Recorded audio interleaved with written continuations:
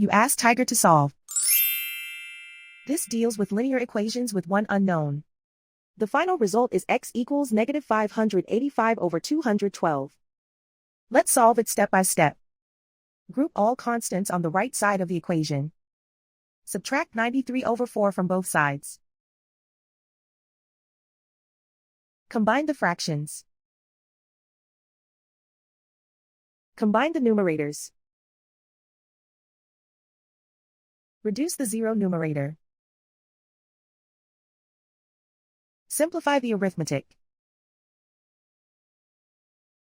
Convert the integer into a fraction. Combine the fractions. Combine the numerators. Isolate the x.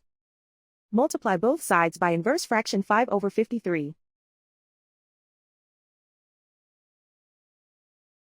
Group like terms. Multiply the coefficients. Simplify the fraction. Multiply the fractions. Simplify the arithmetic.